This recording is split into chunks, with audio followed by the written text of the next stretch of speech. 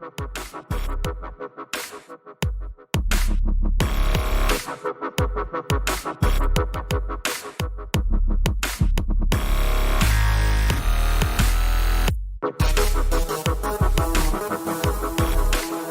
by the sound of violence.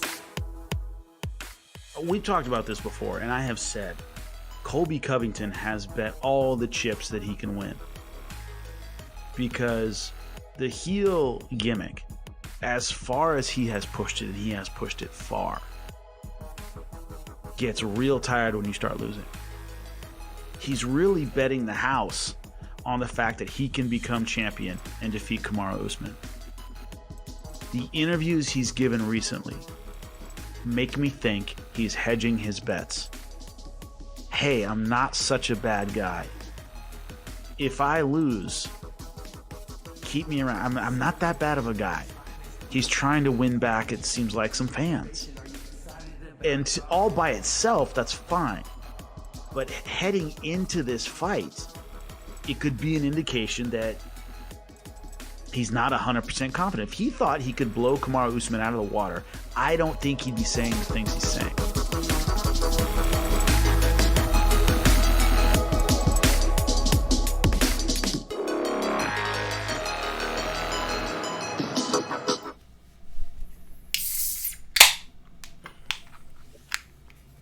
And we are back.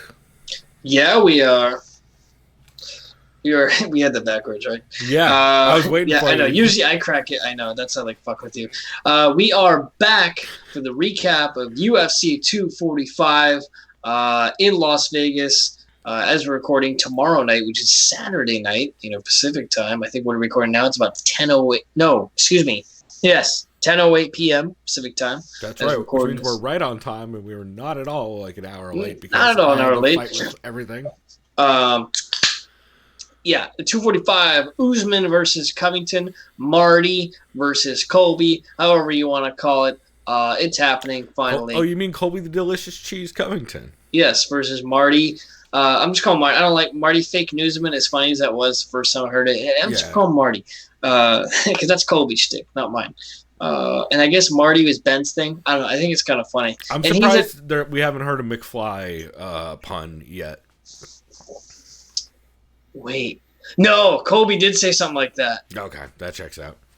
Yeah, he said something about Marty McFly. To be fair, Colby has a real shit. Biff vibe going all the time. So. Oh, 100%. Yeah.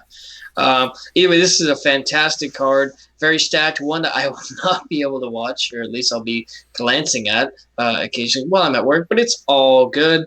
I'll find ways, or I'll just wait to watch it. Evidently, if it's a fantastic card, then I'll just make more hype to watch it later on. Anyways, if you want to just do the damn thing, as Max Holloway said, we can get right into this if you'd like. Let's do it, because we got some shit to talk about. Yeah. So the first fight of the night is a middleweight bout between I think this guy was on Dancing, not Dancing with the Stars. Dana White Dancing with the Stars. He was. Yeah, Puna L.A. Soriano, Hawaii's own. Story time. 6 wins, 0 losses. Got up against Poland's Oscar Pichota. 11 wins, 2 losses, 1 draw. Puna L.A. Soriano, last time we saw him. Pro tip, you can just call him Puna. That's what they were calling him, right, on Twitter when he won, I think. Yeah. And if you're wondering why I'm squinting, it's because I'm very tired now from being high earlier in our first segment, and I'm also drinking another beer, so have at it as you will. What are you drinking another of the giant fucking 10% stouts? No. I'm having some leftover blueberry blonde that I had from last week. Nice. So, which is a good palate cleanser from the Gnarly Russian Imperial Stout, which is a great beer. It doesn't help. I drank the whole entire 22-ounce bottle, which is like about 11%. So take that as you will. Anyways, beer. That's not important. Oh, and I'm nearly an empty stomach, so if I'm kind of being delirious later, you'll understand why. Anyways, Puna, last time we saw him was on Dana White's Dancing with the Stars. He defeated Jamie Pickett, the unanimous decision. He's going up against scrappy veteran Oscar Pichota, who's on 2 fights to get. Unfortunately, his last fight, he lost via arm triangle choke to opponent Rodolfo Vieira August 10th. Last August 10th. I don't really know who to pick in this one. Part of me kind of leads towards the veteran, but I kind of feel like they're hyping Puna for a reason. I don't really recall his fight on the Contender Series, so I'll kind of have you give some insight on that. So, first off, I want to point out that Oscar Pichota maybe has fought in two of the coolest or ballsiest. That's another good. He's fought in some really, really good promotion names. MMA Attack 3 is pretty good. Whatever promotion had the balls to name their show No Contest, I really like your fucking good. gusto. Even if it did end up as a draw, which I feel like I like. Okay, Pro MMA Challenge is cool, but dude, Time of Masters. Yep. That's the best. It's real fucking good. It's real That's good. the best. So on a more I don't know, style matchup kind of hit tilt. I both these dudes fade. It's hard to tell how much of Puna fading was just him not having to go deep into fights, and also just him going hard as fuck in the first round in the Dana White Tuesday Night Contenders, the Tuesday Night Contender fight. I've got to stop saying that. It's that long ass name. It's the worst. But Pichota looked good on the ground against GM3 early, Gerald Mearshart, but he gassed so fucking hard in the second. Puna likes to throw the left high kick in exchanges. Puna also gassed really hard in his fight. He also loves to throw some like Takanori Gomi style baseball overhands. I'm going to take Puna via TKO in the second because I think Pichota is going to gas first. And I think there's a decent chance. There's probably a pretty decent chance that Puna ends up on top. I think he's probably going to end up clipping.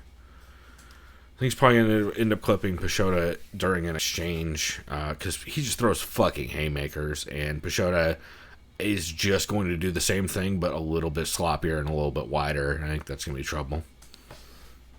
So you like Puna in this one? Yeah, I'm probably leaning Puna TKO in second. I'm just gonna agree with you on this one because dude, I have no clue. I'm not gonna lie to you. Like, to be fair, no clue. This fight really is just like who gasses first, as far as I can tell. So okay, that's fair. That checks out. What are the odds looking like on that? Let me check right now as I fumble with this fucking beer coaster, motherfucker. Let's see. Damn, sorry for let getting the beer coaster have it, bro. I know I got a little aggressive there. Sorry. Let's see. The odds on this one. Puna is he's a slight underdog. Pichota is a -114 to a -105 of Puna. Interesting. Yeah. Take that as you will. This next fight is a catchweight bout. Just kidding. Jessica I did not make weight. She actually blew weight by like 5 fucking pounds. That's not good. Wait, so you weren't kidding? It is a catchweight bout. Well, not officially, right? No, officially, because it was at 131 goddamn pounds. You blew weight by. Oh, that's right. By the way, also, how you gonna blow weight by 5 pounds and then still try and bring out the hoop like you're gonna fucking make the weight? Guys, her coach is like, it'll just look less bad. Yeah. To be fair, I think she has an injury going into this because knowing Jessica she is not going to pull out of a fight after losing that Valentina fight the way she did. And she has had I believe she's missed weight before, but not. That's pretty egregious, and I don't think it's intentional. Although she's going to begin, although similar to last week, the weight miss does help her in this style matchup. So she's going up against Brazil's Viviane Araujo. Whoa! You want to take another stab at that? I'm gonna go with Viviane Araujo. All right, then you take the reins, motherfucker. I mean, that was all I had was Viviane Araujo. You know what? We correct each other, so thank you for that. You got it. Viviane Araujo. You can call her Vivi since it's her nickname. Sure. Jessica last time I saw her, she pretty much got her head knocked off her block by a baseball bat. Valentina Shevchenko. It was really bad. 26 seconds in the second round. Yeah, that was one of the worst knockouts I've seen in a while. She leaned right into that thing. Brazilian chick, Vivi, last time we saw her, was Holly versus Edgar last July 27th. She won a unanimous decision over Alexis Davis. Wow, I just realized, didn't Alexis Davis beat Nunes back in the day? Which is actually insane. Yeah, I think you're right. I think she did. That's hilarious. Yeah, she did. Strikeforce. Wow. Wow. Just look how far we've come. To be fair, Nunes looked way different back then. I know. I'm just being a dick. I'm being Ariel. Where's like, look where we are now. Yeah. You almost have forgot. It's pre-ATT Nunes. You know? Yeah. Well, actually, yeah. It was when she was kind of moving around camps a bit and was having massive gassing issues. So you asked me who's going to win this. Probably the heavier fighter. Probably going to go Jessica I. Don't really have a method except for, like, decision. Yeah. It's not a bad pick because I think this is going to decision. And Jessica I is really fucking good at winning close split decisions. I'm going to take Viviane Araujo in this. There's a couple things that make me nervous. Araujo has super fast kicks. She has that switch left body kick that she likes to throw.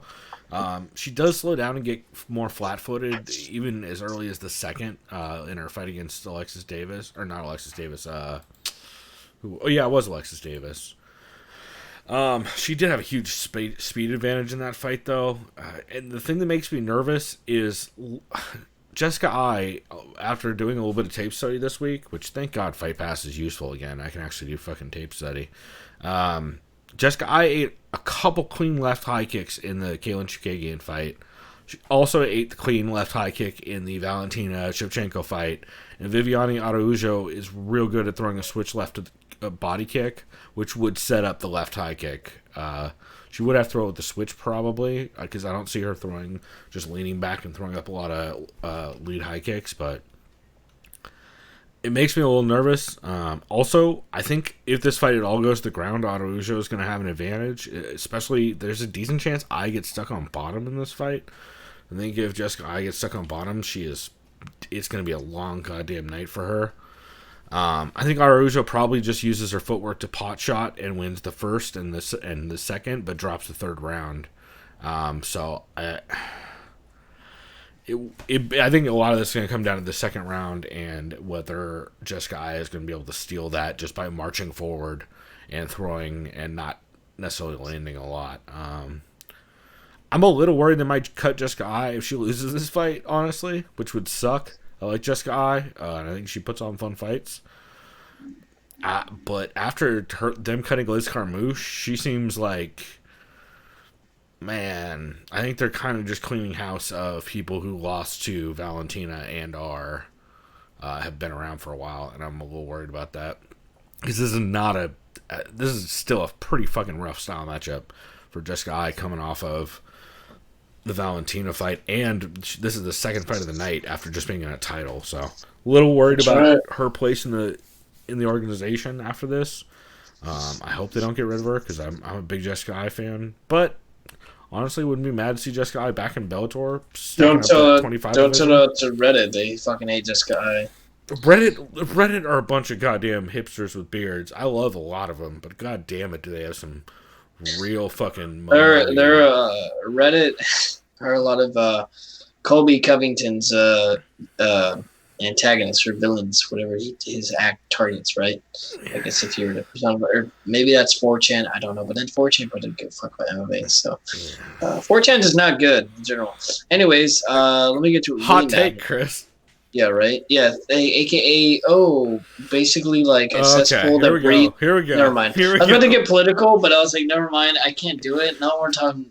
I was gonna say, there's already this card is already fucking political. I can't do it. I can't get political because then I'm just. This isn't. What are we doing? Ariel's show now? We can't do this. Oh, are you kidding me? When has Ariel ever gotten political? Unless the politics is how do I get more people? Oh no, I'm saying in Ariel as in like garnering attention. Oh yeah, I'm just trying to get that clout, bruh. Dog, I got you on the clout. Yeah, doggy. Yeah, baby boy. That's right. Okay, so the odds for this fight, Jessica I is okay. So we got Vivi is a -189 to a +156 over Jessica I. Take that as you will. This next fight, we got. That seems wide to me. Yeah, I think so a little bit. You had by decision, right? Yeah. This next fight, we got a local boy local to us at least, in our region of the world. We got Brandon, the Assassin Baby Moreno from Tijuana, Baja California, Mexico, which is our neighbor. Yeah, So, almost local. Yeah, 20 miles away. Yeah, to be fair, he's trained with Alliance dudes, hasn't he? Yes, on numerous occasions. I'm sure every year he's just there. So is who else I've seen in person? I saw Masio Fallen there. I saw Mowgli. What is it? Gabriel Benitez. Yep, I've seen him there. Yeah, basically, if you're from Tijuana, you're at Alliance, no matter what. At least once or twice a year. Well, because Eric Del Fierro is always down there and putting on events and stuff anyway. Yeah, he does events there. One of the head striking coaches, god damn it. Oh, you mean the dude who just went missing? Not him. He's a wrestling coach. Rest in peace. That was really sad, actually, to hear that. That was really fucked up. Yeah. God damn it. It was like Miguel something. I fucking interviewed this guy years ago for a college project. Anyways, I apologize for the misremembering the name, but they got a solid staff down there in Alliance, and as far as Tijuana fight camps too, they got some good fighters. Always up and coming. It's always fun to see the local Mexican scene, regardless of what part of Mexico. But if you're from TJ, you're like our neighbor. It's cool. Anyways, he's going. Y'all are starting to get some good goddamn craft beer from what I'm hearing. So. Yes, they do. If you wanted to get a craft beer from TJ firsthand, the only restaurant I know that carries a lot of it on tap is Puesto in La Jolla and in downtown San Diego. They have a lot of Baja California craft beer on tap. Yeah, Puesto does. There's another place too. Dude, they have TJ is doing it real smart with craft beer scene. Like they got some legit good beers. So that's what I've been hearing. He's going up against, and these guys I remember did not actually fight. They were both on the Ultimate Fighter, the flyweight season, but they didn't actually cross paths. Were they on the same season? Because wasn't Kai France on the Connor season? No. These guys were on the same season, the flyweight season, with Tim Elliott, with Eric Shelton and all that, and Mini Sakuraba. I forgot the guy's name. That's right. I loved that guy. That was actually legit a great season. I think he fights Kai France never fought Brandon Moreno. They almost clashed, but Kai France lost to Alexandre Pantoja in the first round. Anyways, Kai France has been on a roll in the UFC. Brandon Moreno, this is his reappearance in the UFC. I think he was at LFA for about a brief stint. And before that, he's in combat jiu-jitsu. Kai France has been on a nice little 3-fight win streak in the UFC. Last fight he had was against Mark De La Rosa. He won an impressive unanimous decision. I'm kind of leaning towards him in this fight. Brendan Moreno probably has a little slicker jiu-jitsu and grappling, but I like Kai France on the feet a little bit better. He's a little more well-rounded. But Brendan Moreno does have a slick little jab that he goes kind of in and outside with, if I recall correctly. So this should be a close fight. Moreno has the size advantage and the reach advantage for sure. Yeah, I don't know how this is going to go. But I'm kind of leaning Kai France just in the stand-up because he has decent scrambles. And he trains at the same gym that City Kickboxing. Yes, he's a Kiwi. He's with Adesanya. He's with Volkanovski and Volkanovski. Yeah, this is this is going to be a wild fight. The thing I'm a little worried about is I don't know Moreno. I think Kai France is going to push a pace in this. And I think this first round is going to be wild as fuck with them throwing a lot in the pocket. And I think that Kai's going to be able to use that pressure and slip enough shots that it's going to start really slowing down Brandon Moreno. Also, Brandon Moreno does throw some naked kicks, and that got him into trouble against Pantoja. He also got caught with a lot of counter shots in that fight. There's some stuff that I mean, it's just going to be a firefight, I think, in the first round because that's the way Brandon Moreno's been fighting consistently recently. He's just been getting into fucking firefights right away. I think this fight's going to be no different, and Kai is no stranger to firefights either. No. So I think they're going to go to war in the first round, and if he's able to make it out of the first, I think that Kai is going to be able to I think he's going to be able to start putting on a pace and slowing. As Brandon Moreno slows, I think Kai's just going to build the amount he's able to push it. But man, I think one thing to keep an eye on also is I think Brandon Moreno early could get into an advantageous position in a scramble, but Kai's really good at hitting switches and has solid takedown defense, and I think that also will add to some of the trouble that Brandon Moreno runs into. If Brandon Moreno is able to just clip him early and kind of get into a wild scramble, I think he could definitely catch a sub or a wild body kick or something like that. Because dude throws crazy fucking kicks and just swings with reckless... my notes say he went full shit-eating wild man against Askarov. And that's impressive. Askarov's considered the next title challenger besides Joby Wan. And Brandon Moreno just went fucking crazy. I think he beat Askarov in that fight. As far as I don't know if he actually did on the judges' decision.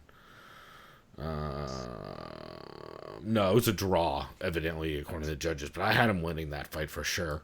But yeah, I think this is gonna be wild as shit. I'm gonna take it. I'm gonna take Kai via decision for taking the last 2 rounds as Brandon slows down. But I think it's gonna be crazy as shit for as long as Brandon's cardio keeps up. I'd like Kai in this one. The decision. Really close fight. Sweet. I'm guessing the odds probably reflect that, but are not too far off. Yeah, the odds in this one, you got France at a -159 to a +132 of Moreno. Yeah, that sounds Take about that right. as you will. This next fight is interesting as well, and I still refuse to believe the reach of a Daniel Tamer. It is definitely not 6'9" inches, at least not according to this photo. He has or according T-Rex to any arms, footage for sure. of him fighting. That dude looks like... no, that's bullshit. He does not have the same reach as fucking Max Holloway. Yeah. That's bullshit. No Refuse to way. believe that. Nope, fake news. He's going up against Chase Hooper, the Teenage Dream. And yeah, this kid looks young as fuck. Holy, this guy.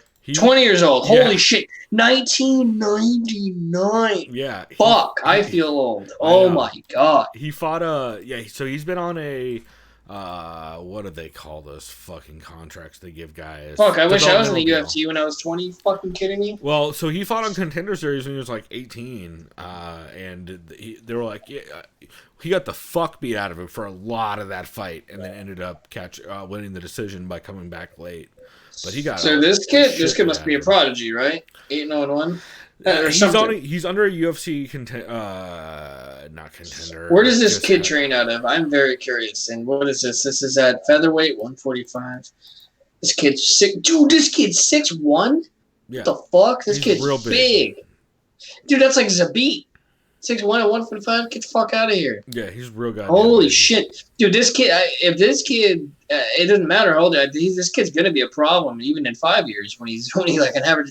Like, you're 20 years old now and you're at this point? Come on, you're going to get nothing but better. I would hope so.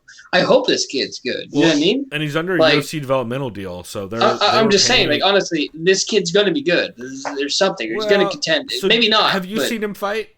No. So his grappling is real good. He has a very slick jiu-jitsu game. He hit. And with all due respect to him, I'm just saying this because he's only 20 and he's at this point. Yeah. And I know we had like someone like Sage Northcutt. I think he was like 2021 at this point. Unfortunately for Sage, it didn't pan out necessarily. Yeah. But again, he didn't really have grappling.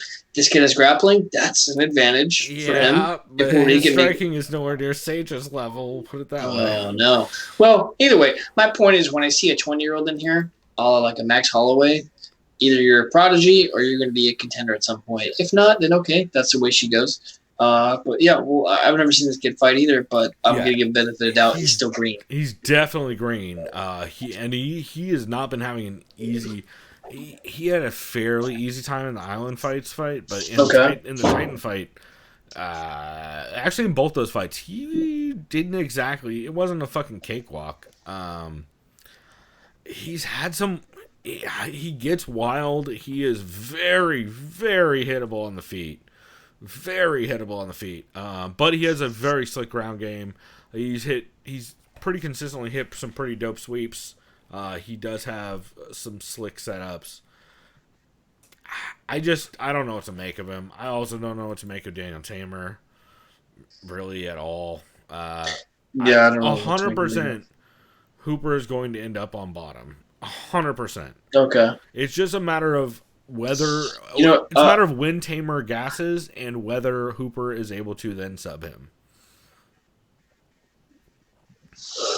Yeah, you know what? I'm just gonna go with the kid by submission. Fuck it. Third round. I hate calling third rounds. Yeah, it's one of those fights. Yeah, I got a second round sub for Hooper. I think Daniel Tamer probably fucks him up and then shoots for an ill-advised takedown, ends up in guard, wastes a lot of energy, not landing landing enough, but not enough to finish him, and then gasses at the end of the first. And Chase Hooper basically just comes out and subs him in the second because Daniel Tamer is too gassed to hold his arms up. Yeah, checks out. So. The odds of this fight, we have the kid Chase Hooper at -119 to -101 of Daniel Tamer. Take that as you will. Yeah, that sounds about right because Hooper is super green on the feet. Yeah, and this next fight is a fight, if you ask me, should not be happening at all. It would have been awesome 5 years ago. Well, yeah. Maybe more than that. Maybe 8, 9, 10 years ago. We got Ben Killaby Saunders, and we got Matt Brown. I don't even need to tell you their MMA records because it doesn't matter at this point. They're just here to fucking throw down. Yeah, they're kind of salty also. Ben Saunders, 3-fight skid. That doesn't matter. He lost Sergio Morales, leave me good. It doesn't matter. Guy's here to fight. Matt Brown. Last fight he had. Oh, I remember this. This is one of my favorite knockouts ever. He knocked out Diego. I'm a Jedi Sanchez, and I'm out of my fucking mind. How'd you see it since the fucking UFC broadcast cut that part out on accident during the broadcast? And Luke Thomas lost his goddamn mind during a live stream. Right. Dude, that's right. Oh my god, I forgot that they fucked that up. Dude, yeah, that's really bad. There's a great gif of Luke replay, and I'm like, out. Dude, that's a very fucking violent knockout. That's really bad. Yeah, there's a great. That's literally one of the worst knocks I've ever seen. Oh yeah, he grabs the leg, runs him back to the cage, and bangs him with the elbow. Fucking boom, and he just crumples. It was nasty. Oh my god! You think that would have knocked some sense in Diego, but no, it made him crazier. It was also that's not how head trauma works. I know that's my shitty fucking. That was all the way back in November 2017, though. Yeah. So, because he retired after that, right? Yeah, and now he's back. Over 2 years ago. Yeah, he retired and now he's back. I have no idea who the fuck's going to win this fight at all. No. I mean, it really just comes down to Matt's liver versus Ben's chin. I know Ben. Excuse me. Ben likes to clinch and he likes knees, and Matt likes elbows. Yep. Distance. So I'm gonna go Matt Brown, and I'm gonna go decision. As dumb as that sounds. Yeah, I also have Matt Brown. I'm gonna take him via TKO in the second, though. Okay, I like that. I don't know where Ben wins this fight at this point in his career. Although, to be fair, I also don't like. That's not true. I know exactly where Ben wins it. He comes out and throws nothing but left body kicks from southpaw over and over and over again until either he eats a giant right hand or Matt Brown's liver dies. But yeah, I'm taking Matt Brown via TKO in the second. Probably in the clinch, probably with an elbow. I can see that. The odds on this, we have, Matt Brown is a -370 favorite to a +287 over Ben Saunders. Take that as you will. On that note, cheer me up. I'm going to hit the sweet wax cigar again. Oh, God, look at that. Great focus.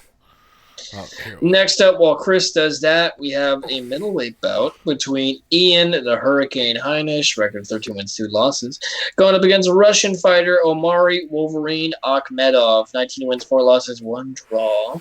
Ian Heinisch, last time we saw him, he lost via decision to Derek Brunson, an impressive victory by Derek Brunson, which was a very competitive fight.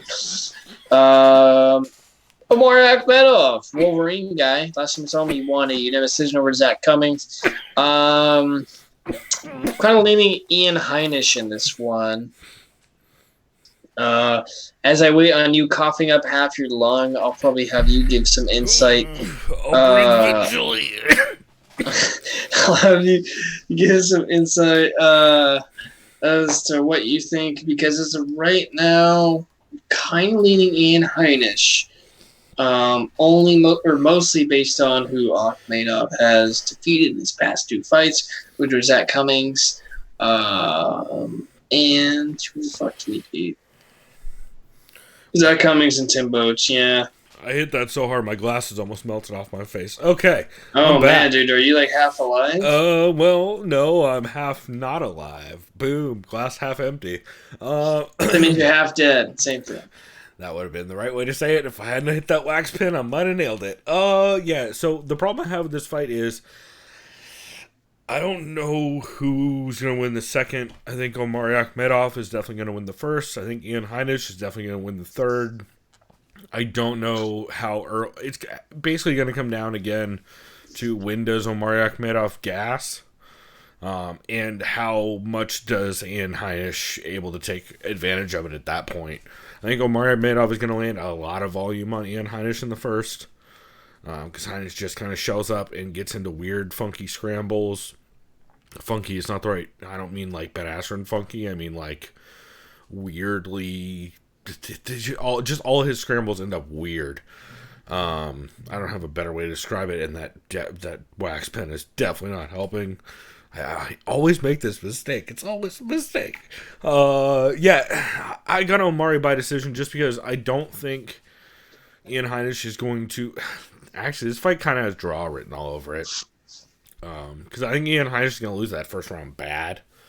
But I think Omari's also probably going to lose the third round pretty significantly. Yeah, I'm taking Omari just because I have more faith in his game. Also, I don't know how much Ian Heinisch is able to actually work a long-term pressure game if his wrestling doesn't work. Because that was kind of the problem he had against Brunson, and he just got completely fucking shut down. So Yeah. Yeah, I'm going to take Omari, but I'm not ultra confident. Let's see the odds in this motherfucker right here. We got Ian Heinisch is a minus 133 favorite to a plus 111 of Omari Akhmedov. Take that as you will. And would you have Heinisch by? Decision. Sounds about right. This next fight we have is a women's bantamweight bout between Brazilian fighter Ketlin Vieira, who's 10-0, which I forgot about. Going up against Mexican fighter Irene Aldana, who's 11-5. Ketlin Vieira, last time I saw her, she defeated Kat Zingano via split decision, which in that fight was really bad. I not like you, Kat. I'm sorry. That was really tough to watch. Both counts. March 2018. What the fuck? Okay. So Ketlin Vieira's been out, probably due to injury. Yeah, she had a knee injury that she was. Irene Aldana, last time I saw her, defeated Vanessa Melo. I know I always butcher this. Vanessa Melo. Last September 21st of just this year, via exclusion. I think I'm just going to go Ketlin Vieira in this one. She's a decent grappler. She's a good grappler. Yep. Yeah. Grappler versus striker. I'm going grappler. Decision? Yeah. Easy. Yep. I have the same thing. I just don't have faith that Irene Aldana is actually going to get up if she ends up on bottom. She worked because she's a little too content to work a bottom game, and I think she's going to end up on bottom against Ketlin Vieira, who is just really, really well-rounded and a problem on the ground. I don't know. She looked real good against Kat Zingano and Sarah McMahon. And I don't think it's going to be any different in this one. The only thing that it will be interesting is if Irene Aldana can start pushing a forward pressure game and not get her back stuck against Cage. I think if she can actually start backing up Ketlin rather, and getting her hands going, it could get interesting. But I think she's probably going to end up circling with her back against Cage and kind of pot-shotting as best she can until she gets taken down and gets stuck there. Yeah. I agree. Sorry, I kind of spaced the fuck out. So the odds in this one we have are Ketlin Vieira is a minus 185 to a plus 152 of Irene Aldana. Take that as you will. This next fight I'm excited for. This should be fun. It's a men's welterweight bout between Platinum Mike Perry going up against Jeff Hands of Steel Neal. These two guys are both knockout artists. Both at least have good power in their hands. Last time we saw Mike Perry, he got his nose rearranged by Vicente Luque in a very close fight, and some even a fight that some thought that Mike Perry actually won, at least based on the 10-point must scoring system. I'd have to watch it again. I think I scored it slightly for Luque. I think like 43-7. Yeah, it wasn't excuse me, it wasn't a 5-round fight at all. I had for him 2 rounds. And Mike Perry's fucking nose was a goddamn mess. It was bad. That fight. Really bad. One of the worst I've ever seen. Jeff Neal, last time we saw him, won via ground and pound against Nike Pierce back in July. Wild fight. Yeah.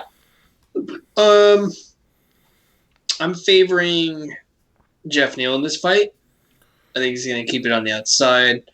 Mike Perry does have explosiveness to him, and he can get inside. I like his dirty boxing. I like his uppercut, but I like his short elbows. I think this is actually a winnable fight by both fighters. I don't know if anyone's getting finished because both these guys' chins are very good. They're very conditioned. Especially Mike's. If you've seen him lately, he's willing to go blow for blow. But technique-wise, and just sticking with the what do you call them, the intangibles or just the basics. I think Jeff Neal is going to edge him out here. I think he's going to jab him to death, kind of circle out. Yep. I think Mike Perry will shoot for some takedowns because Mike Perry's grappling's been getting better. But yeah, Jeff Neal, I think has a very, very big reach. Let's see, Mike Perry's at 71, which is average welterweight. Yeah, Jeff Neal's at 75. So respectably, it's an advantage for sure. Yeah, I got Neal by decision on this one. Yeah, I think that's a smart pick. Also should be noted, Jeff Neal fighting out of Fortis MMA, the team known for the best jab in the game, with Saif Saud. I heard Saif Saud say on UFC Unfiltered that Uriah Hall, he thinks he can make Uriah Hall a champ because Uriah Hall has the best jab in the game, and that's the most important strike. And I was like, shit, Saif Saud is about to change this shit. Hold on. I have a phone call coming. Should I answer this? I have no idea. God damn it. I have no idea. I can mute you if you want. Yeah, can you do that real quick? Go for it. Wave at me when you want back in. You're already muted. All right. That's interesting. Evidently, Chris said something about some fighter, and he's getting a call from him. Irene Aldana's not happy about his decision. That or Mike Perry just found out that fucking Chris is not on board, and he wants to have words. So yeah, I've got Jeff Hands of Steel Neal in this one pretty handily. I think a lot of this is going to come down to Mike Perry trying to get on the inside and close the distance because he's not going to have the footwork to keep up with Jeff. I think Jeff is going to do a lot of jabbing from the inside, or from the outside rather, and just punishing Mike as he comes in. I see you waving. Go ahead. Cool. Yeah. So as I was saying earlier, I was pulling up something. We just covered what Perry and Neal. We had Neal by decision. Okay, yeah, sorry. I have him by a TKO in the second because nice. Same thing. I think he's gonna jab him up from the outside and just throw hard crosses every time Perry tries to get inside and close the distance. Yeah, I could see that's a really good point. Do I need to give the odds? My bad for getting this next fight. Oh shit. So what do you think the odds are on this? I know we used to do that. I know Perry is definitely an underdog. I would say probably minus 260, 280. That's a good guess. It's 244 for Neal, minus 244 to a plus 196 of Mike Perry. Right. Yeah, you're pretty much on one. I mean, yeah. Mike Perry, if he's able to consistently get inside of Neal's range and just kind of just throw wild shit-eating wild man hooks and chase him down early, I think he can maybe get an early stoppage if he really gets in Neal's face and tries to chase him down. But that is a do or die type of shit that Mike Perry has not been fighting like lately. So I don't know. So, okay. Oh man, This it's time for next the fight- sad segment, everybody. Here, I'm gonna go ahead and take a sip of this whiskey just to take the edge off of this goddamn segment. Okay. It's the feel bad time of the card. I'll say they really right just now. had to fuck up the I'll say bottom right half now. of a fun card. I'll say right didn't now. they? I'll say right now. What's probably gonna happen The is sad Piotr thing. Jan fucks Uriah Faber shit up really bad for 3 rounds. And Uriah Faber has a hell of a chin. I don't think he's getting knocked out. He'll get knocked down for sure. But he'll get I- up again because no one's ever gonna keep him down. I mean, yeah. Hey, That wax. it paint's is working, Vegas. Yeah. Danny, boy, there's no one named Danny in this fight though. God damn it. No, Piotr Jan should, and well, I think he'll win. I think he's gonna win. He should win. He would hope so, right? He wants that title shot. Uriah Faber has balls though. I don't know if he's coming over if he came out of retirement because he needs money, which I doubt. The guy's a businessman. He owns his own gym. He does real estate. And someone brought this up, and I didn't really think about it, which is hilariously common. Do you think TJ being suspended for EPO had a big distinction, like big push for Uriah coming back? It has to, right? Like, do you think because he's like TJ's not my way? I think Uriah having a kid is Uriah's reason for coming back. That Uriah's too. kid is starting to get to the age where they're like school and shit is starting to become a thing. I thought he only has one kid who's like a baby. It's like a year or two. It's old. only a year or two. I swear to you. Well, he has, like, you're right. one It would have kid. been a year or two because it was however long ago. I swear to you. Yeah, and guess what his kid's name is? It's his daughter. Some hippie shit because he's a goddamn hippie, just like Yeah. his parents So are hippies. what's his nickname, by fucking the way? flower or What's his fucking nickname? What's his nickname? California kid? Yeah, his daughter's name is Callie. Of course. Swear to God. Of course. Yeah. Could be worse. His daughter's name could be Brad Knoll. It could have been California. It would have been way worse. Yeah. You know, just call her Kaylee. A normal name. Anyways, yeah, Uriah Faber, for some fucked up reason, decided, you know what? Let's fight Piotr Jan. Fuck it. You know, I just knocked out Ricky Sabone. I can out Piotr Jan. Can you knock out Piotr Jan? I doubt it, because Piotr Jan's fought some heavy fucking swinging motherfuckers like John Dodson and Jimmy Rivera, and so you went, fuck your punches. I'm gonna fuck you up. Yeah, no, I like Piotr Jan in this 100%. He's not gonna knock out Faber. If he does, it's TKO like Barao style. Will Faber be going like this with a thumbs up? Probably not, depending on the ref. But no, 100%. Piotr Jan wins that decision unanimously. Can Uriah sneak around in? I don't know, man. That pressure from Jan is fucking crazy. You know, he's almost like a Covington. It's funny that as far as like his pressure and he just as that buck and bell starts, boom, he's on your ass. I'd say, yeah. I mean, he's such a fucking good boxer. Is the thing, like his pressure boxing is so goddamn good. Yep. Because some people online would go, I get Faber via guillotine. Okay, how? Like Piotr Jan's scrambling is great for that weight class too. Like also, if you have real good Faber by guillotine, you did not watch any of Piotr Jan's ACB fights. Yeah, or he fought Jimmy Rivera, who's a decent wrestler who dominated Uriah Faber. Jimmy Rivera, who dominated, who got iPhone by Faber, like fuck off. Like, yes, can anything happen? Of course, can Faber? Yes, like it's a fight game, but motherfucker. You go by the matchup stylistically. No, Piotr Jan's winning this fight 100%. Take that shit to the bank. Yeah. Like, and that's mostly like if this is prime Faber. Oh, I like Faber's chances a lot. I'm probably picking Faber. But this is a motherfucking. But then again, yeah, that's the thing too. Yeah, the game evolves. I'm glad you have the reaction. I'm like, okay, the game evolves, right? So it's like to get a prime Faber in this bitch 10 years ago. It depends. It's just all stylistic based, and that's what makes it so fun to analyze and preview, right? Just like this next fight, holy shit.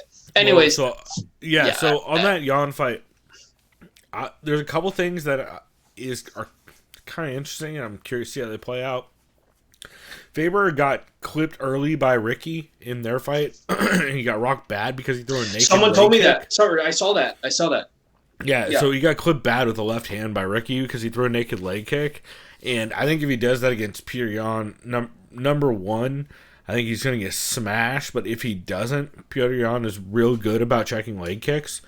So I think that's going to be trouble. I also think Uriah still has shown that he eats leg kicks on the fucking reg and does not really check them still to this day.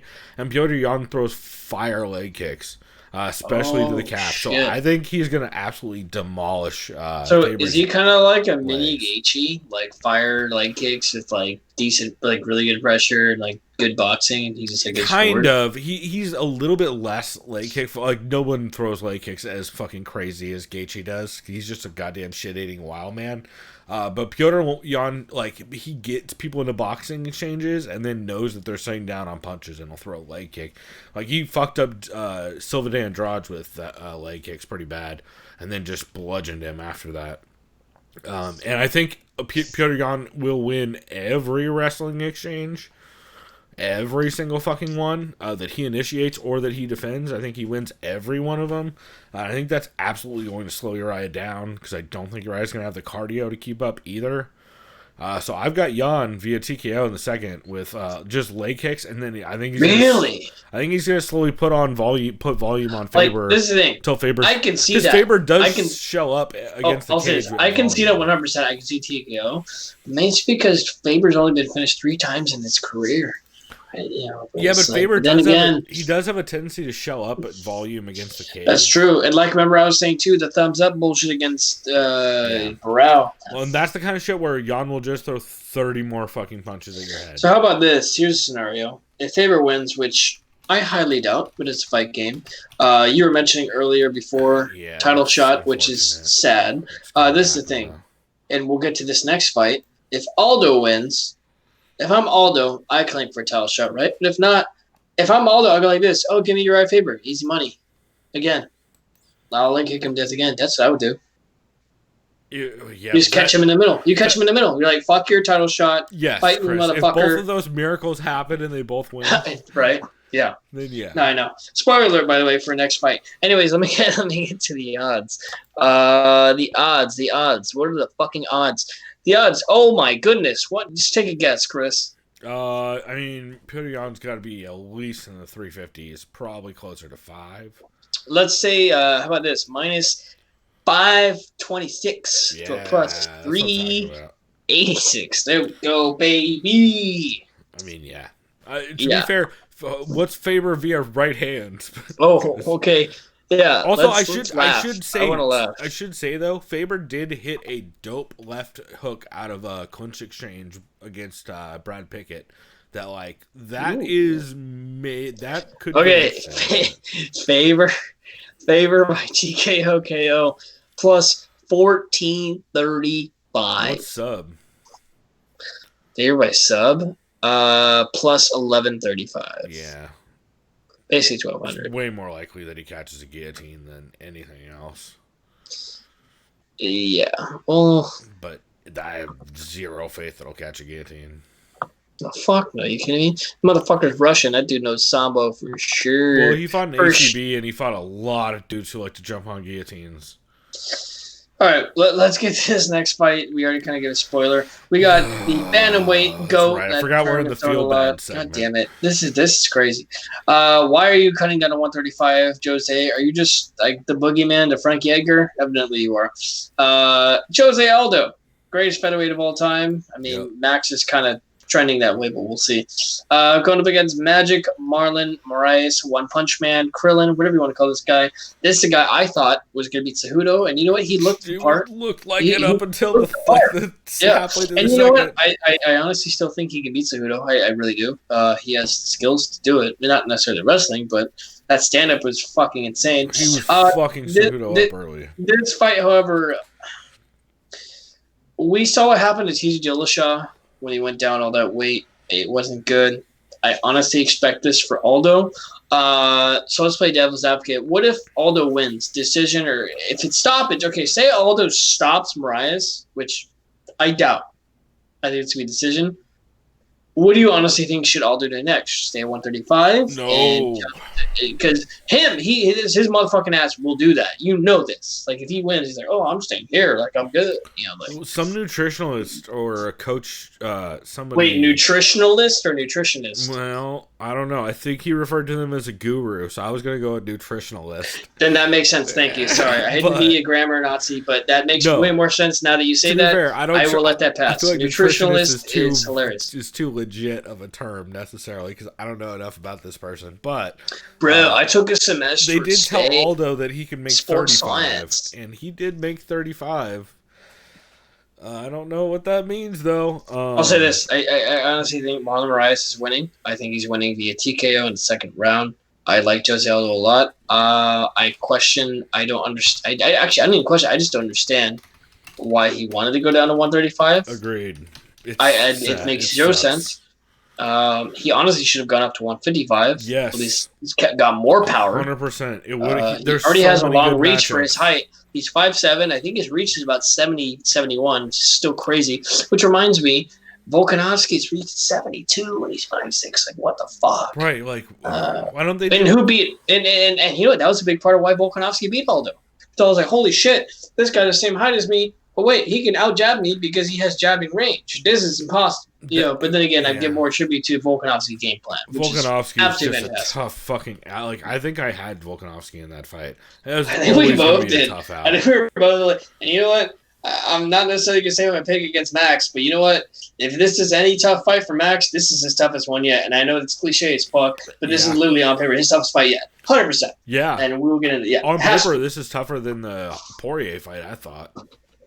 I'll get my thoughts on that. As far as 145, it's definitely tougher than Ortega for sure. Because but let's finish with this Aldo thing.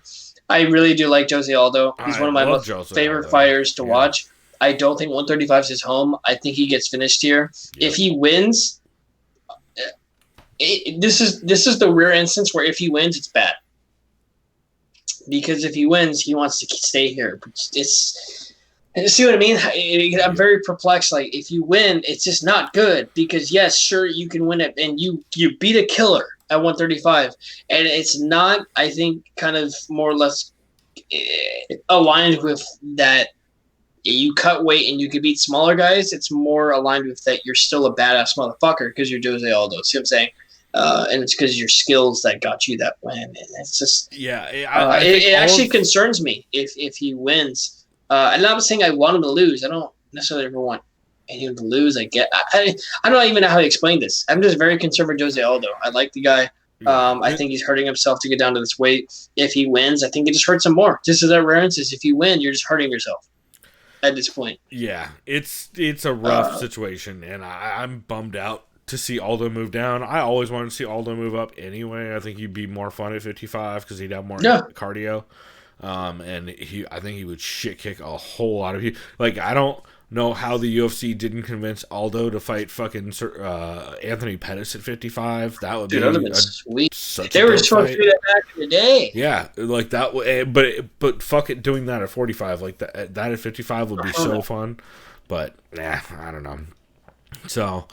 I've got Marlon Moraes via TKO in the first because I don't have any faith in Jose Aldo being able to take a shot after that weight cut. Also, he's been fighting wild as fuck in his last couple fights. And he's been taking a lot of big shots. He's had no problem taking them, but he's still been fighting real goddamn reckless, especially early. And I think that's terrible because he just, whenever dudes try to drag him into a firefight, he just throws crazy heat back.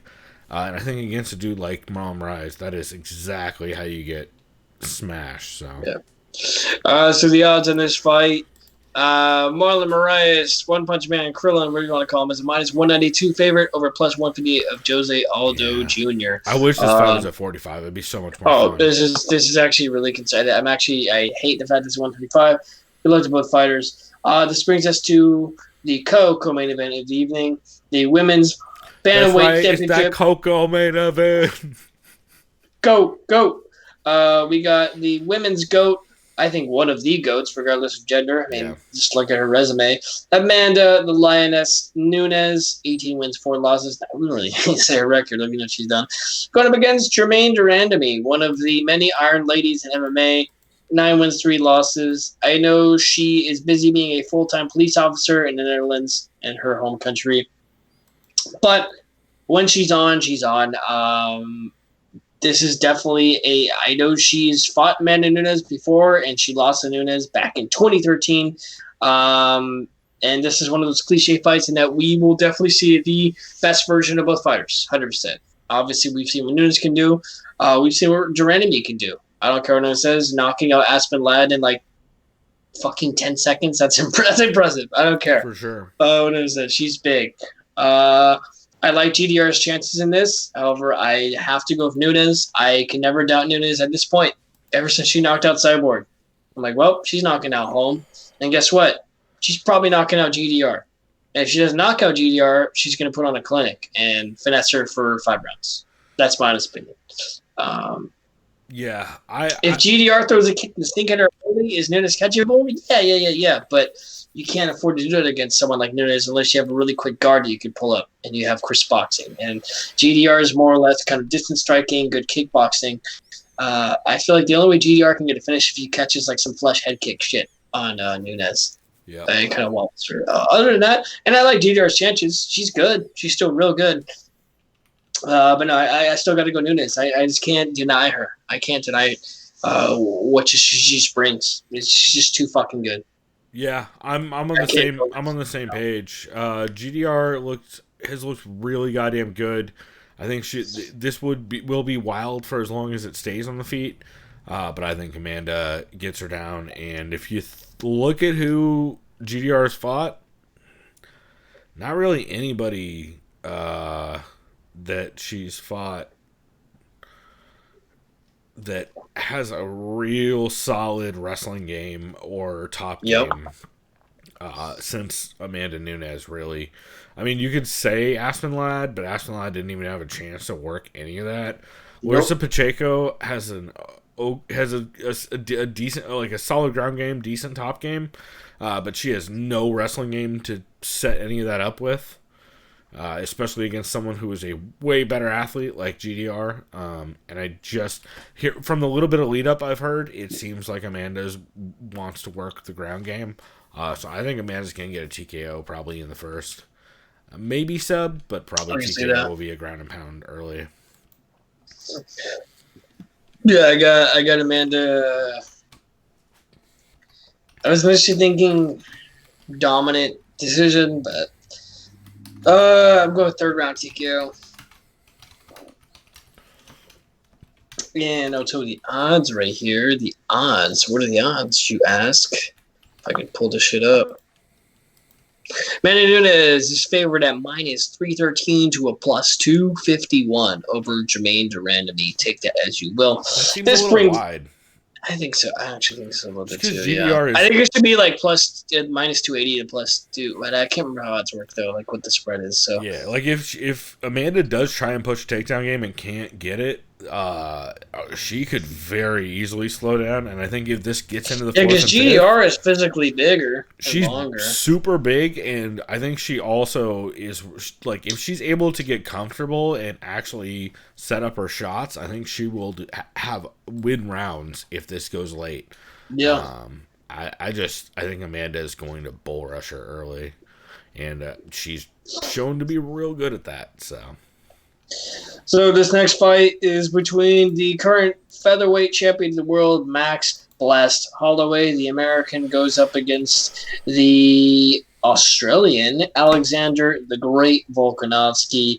The common trend on this fight is this is the champion's greatest test yet, which I think attributes to all 3 title fights, really. I think it really does. Max Holloway is 21-4. The last time we saw him, he defeated Frankie Edgar via unanimous decision. Before that, he went to lightweight and lost to Dustin Poirier, a fight in which Poirier, who has a lot of knockout punching power, I don't want to say almost knocked out Max because he didn't, but he rocked him really bad. A couple times. Yes. And I was talking to a coworker of mine today. They're like, "Hey man, like, where do you see Max?" I'm like, I honestly see him defending his featherweight belt a couple times, and then moved up to lightweight permanently. And I think he really does. He does some powerlifting or weight training. I think he puts on some weight and he becomes a lightweight championship contender because he has too much talent not to. That's me. Me thinking that.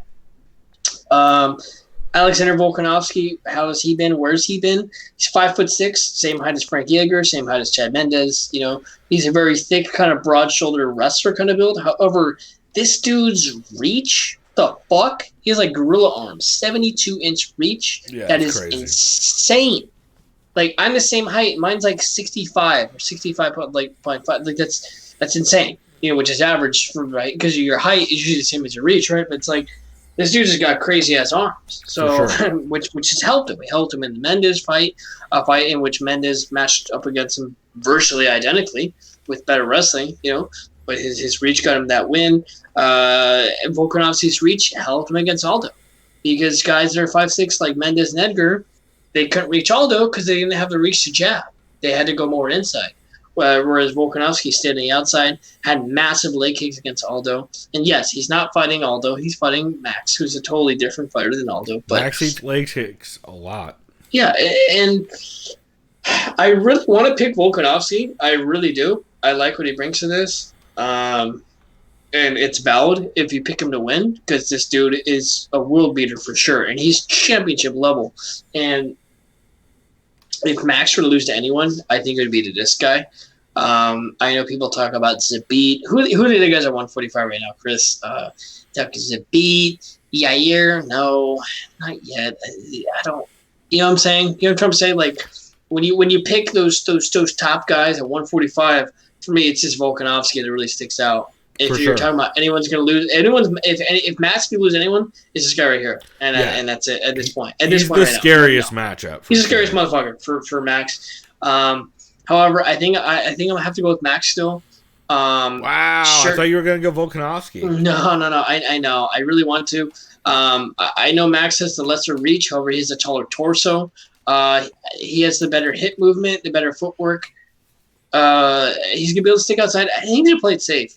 I think for the most part, since Volkanovski isn't a technical wrestler, whether not necessarily you need to be NCAA versed or anything like that, American freestyle, right? Unless Volkanovski uses his rugby and he just fucking bull rushes him and tackles him, right? But that'll waste a lot of cardio. I like Max Ness. I think he sticks the outside. He'll get inside the pocket. He won't be afraid to trade Volkanovski. Max is a hell of a chin. And the reason why I'm mainly picking Max is someone brought up the point. If Poirier couldn't really finish him, and I think objectively, and it doesn't matter, I don't have a punching machine or meter, Poirier punches harder than Volkanovski. I will put money on that. And if he couldn't put him away at 155, the only way Volkanovski puts away Max is like a flush counter. And I mean like the perfect timing. And I don't see that. I don't see Max keeping his chin open for that kind of window, to be honest. It's possible, of course. It's a fight game. But, and I hate to compare two different weight classes, but to be fair, Max fought at 155. So that's why I'm taking Max. I got it by decision. I don't think he's finishing Volkanovski. Can he? Sure. Both these guys' chins are great. They're tremendous. These guys are fucking warriors. I think this goes full 5 rounds. And you know what? I think this is out there a fight of the night. If it weren't for the main event. And we'll see. And we'll get into that in a bit. But I like Max via fuck, I want to see it. Because you can't say split decision. That's bullshit. So, yeah, unanimous decision. You know what I mean? It's going to be a close fight, though. Yeah. So, I think I got to go the same way. I think I got to go Max via decision. I think Volkanovski is going to be trouble in spots. I think for sure this is going to be a super competitive fight. I think Max will drop a round or two. I got it 3 rounds to 2 for Max. I think no matter what he wins, he's going to lose a round or two. 100%. Yeah. I just it's going to be problems for eventually him. Volkanovski has to get top control and has to be able to work at least a bit. Yeah. I also think the leg kicks are a super interesting factor because Max does eat leg kicks still to this day. And he is real good at punching through them. It's something Connor is also very good at. Connor doesn't check a lot of leg kicks. Connor punches through leg kicks. That's right. Because you can land hard. You basically have 2 options with leg kicks. You either look to check them or you just throw hard fucking counters and try and scare people off from throwing them. And Max is good at that. I do think it could add up over time. Also, Volkanovski is real good at blending that mix between striking and grappling, which against a dude who throws a lot of volume, that can get tricky for both fighters. Because Max could be throwing a lot of volume, but it also leaves him more open to throwing shots that'll leave him open for an easier takedown as well. Max's footwork is interesting, but Volkanovski is very fucking good at cutting off the cage. And Volkanovski all week long has been saying how he thinks he figures out how Max uses distance to mask some of the actual ranges where he's hittable. And that is a fucking scary prospect considering how much Max does that Diaz style thing where they're constantly pressuring, but they're pressuring in a way where they know exactly their range, and it's hard for you to judge which part of their range they're actually at. A lot of like leaning over the front foot to mask that kind of stuff. So it's interesting, and it's a scary fucking fight for Max. I would not at all be surprised to see Volkanovski get the win in this, but yeah, I gotta take Max by decision. The dude has shown the ability to adapt so many times. I don't know if I can pick him to not adapt in this one. So I'll tell you the odds of this one. The odds are Holloway is a minus 161 to a plus 141 over Alexander Volkanovski. Take that as you will. This brings us to the main event of the evening. You get Colby Chaos Covington versus Marty. Excuse me, Kamaru, the Nigerian. It's just fun saying Marty. Oh, man, it's kind of fun. Kamaru, the Nigerian Nightmare Usman, the defending and undisputed welterweight champion, unless you want to call him disputed because of Colby, whatever interim bullshit you want to talk about. Either way, what's crazy is both these guys are 15-1. Both these guys debuted, I believe, in 2012. Kamaru Usman lost to Jose Caceres, who Colby dominated. Colby lost to Warley Alves, who Kamaru dominated. It's like this fight, the guys are meant for each other. It's hilarious. They both beat RDA.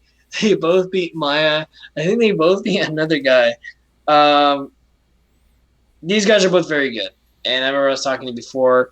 You can argue Colby is the second best welterweight in the world, even over Woodley. I don't necessarily believe that, honestly.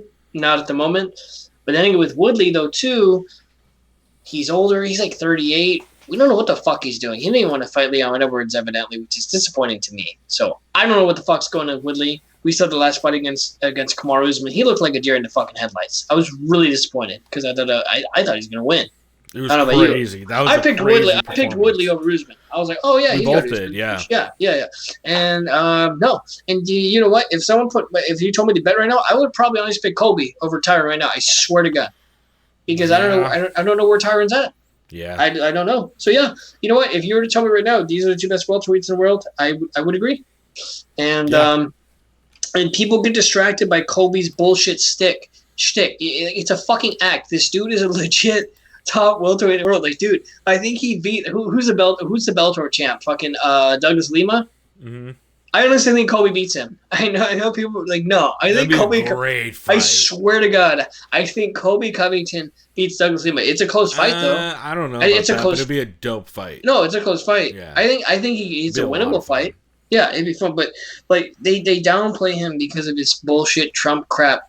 Whether he believes himself or not. Do I think he believes that? Probably not, because this dude evidently is supposed to get cut, or not cut, but not re-signed. I don't care about any of that. I want to see good high-level fights. I like high-level wrestling. This fight is arguably the most high-level wrestling you get, barring a Daniel Cormier versus like Yoel Romero fight, which I'd be down for. But yeah, that'd be dope. That'd be sick. Really dope. But but it's like I've been going back and forth on this. Who I think is going to win. I've been leaning Kamaru Usman. And you want to say the power advantage? Okay, in the striking, Kamaru's he's not a good striker per se. He's not bad though. Like, but it's not he bad. has better kicks than people give him credit for, and he throws fucking heaters.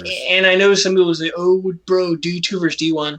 That's out the window in MMA for the most part. Also, look at what Kamaru did against Tyron. Also, Kamaru, number one. And number two, Kamaru. And he trained at the Olympic Training Centers. Yeah. He won Guys Plus. Yeah, he went against he trained against Van Askren. They trained against each other. As much as Kamaru doesn't want to like that, or he's like, hey, Marty, I trained with you. And it's like, who are you? Like, bro, you guys probably train against each other all the time. So it's like, it's not a bad thing. But I think I'm going to go Kamaru in this one. I think this is the closest fight. This is even closer for me to pick, honestly, than Max versus Alexander. And the reason why I say this is because when Kamaru's fought pressure fighters, RDA is a pressure fighter, sure, but he doesn't have nearly have the wrestling that Colby does, so he can't really out-scramble someone like Kamaru. Do I think Colby has the skills to out-scramble Kamaru? Yes, technique-wise. However, Kamaru is a lot more physically stronger and bigger than Colby, which is the biggest – it's not even an X factor. It's just the biggest factor in this fight. Yeah, and this is why I'm honestly taking Kamaru. Yeah, especially in such a grapple-heavy matchup. It's because he's physically stronger. I'm telling you right now, if they're near the same size, 100% I'm taking Colby. There's zero hesitation. Better pressure, better cardio, arguably better striking. ATT with Kono Sobera. I mean, it's not good striking, but it's volume, it's accurate, it's crisp. He doesn't punch for power because that's who preserves his cardio. Because people go, oh, he's got pillow hands. Well, first of all, if Colby were to throw, like, anyone could punch hard. Not anyone, but if you were to punch hard, you're sapping with your cardio, you're sapping with your cardio. You know, he's an ATT guy. True, but Kamaru is built to throw way fucking harder than Colby. And that's my point. And this is exactly why I'm taking Kamaru. It's because he's bigger and he's stronger. He's black explosive, Chris. We can read between the lines. Sure, if you want to go there.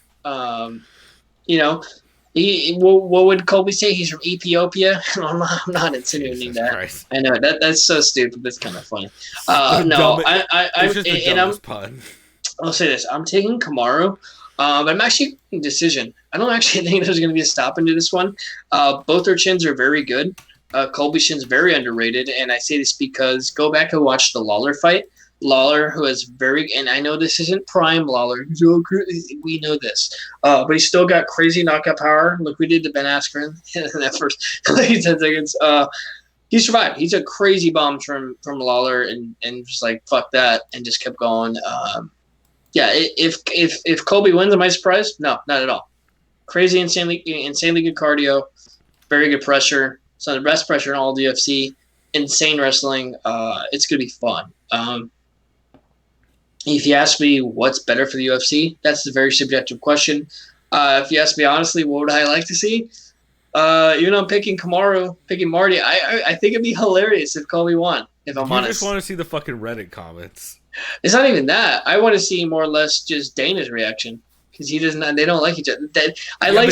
But Dana likes attention and. Oh god damn it! See, he wins no matter what. Yeah. Oh, you're so right. Because if Colby wins, Dana's like, yes, I get the Trump pansies. Not only that, Chris, but you're forgetting the fact that they're only paying the main event a combined $1 million. So Dana gets snow in his driveway either goddamn way. It doesn't matter who wins. I kind of still want not Marty, but I kind of still go just for the reactions. It's just funny to me. Like, I don't care about either of these guys.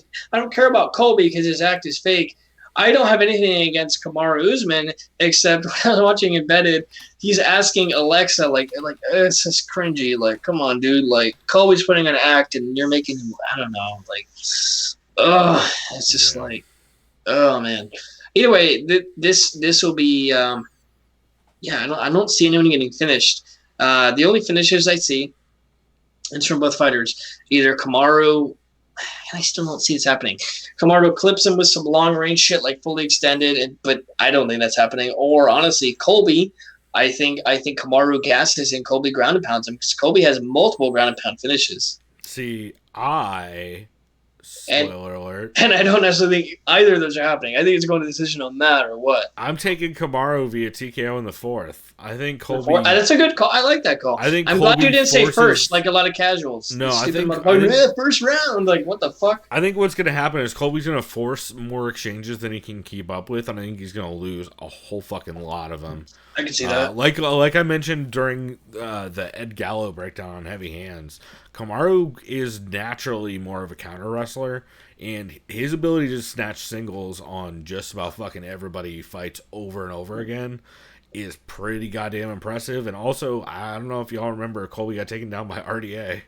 Yep. And that's and to be fair, in his defense, Colby walked forward fucking. I'll say this: in Colby's defense, he got taken down, but he didn't really try to defend. He did hop right back up. Either way, you can't afford to do that against someone like Kamaru Usman. You cannot at all. Yeah, and I think he's just going to try and push a pace that he can keep. If he's winning wrestling exchanges, I don't know that he can keep it if he's losing. I'll say this: if Colby wins, it's via.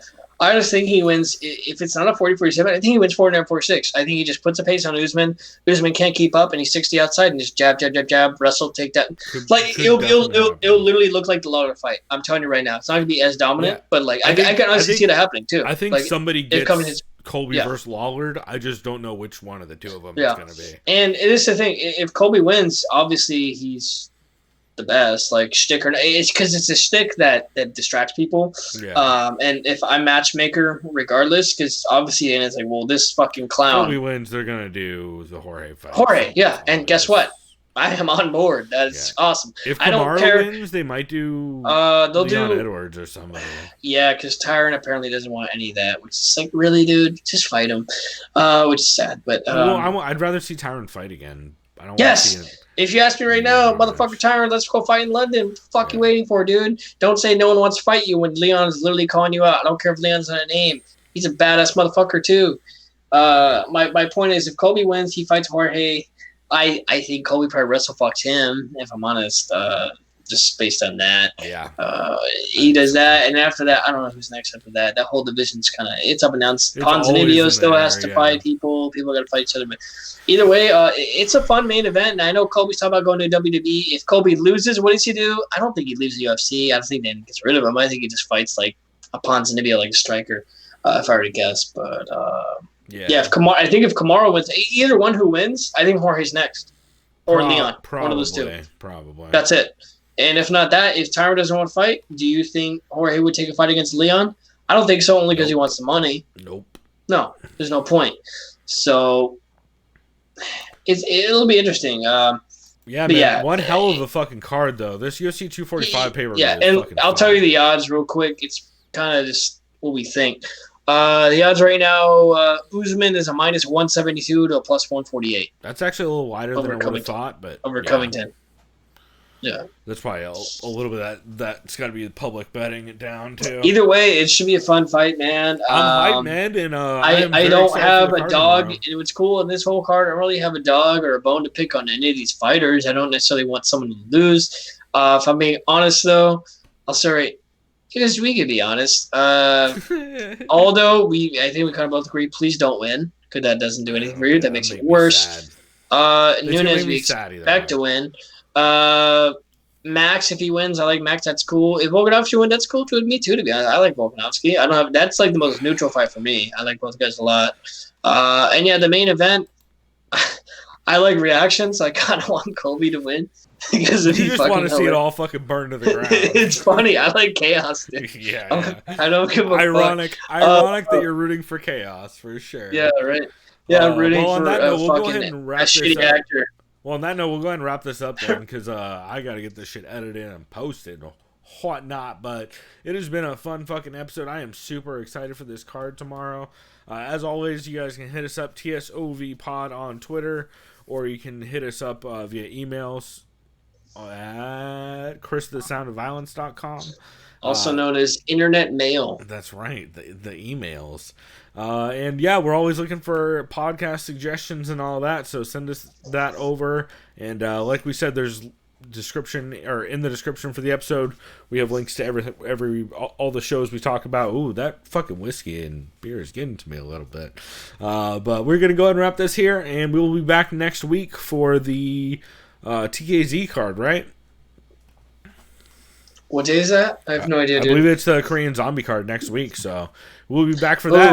And well, I'll be missing that one, unfortunately, again, because I'll be at a Goals game, a hockey game. Oh, well, but wait, didn't Frankie Edgar step in for that?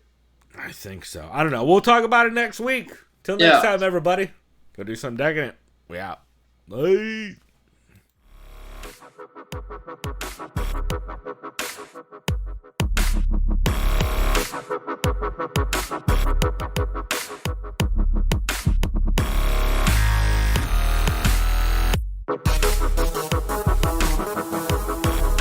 Liked by the sound of violence.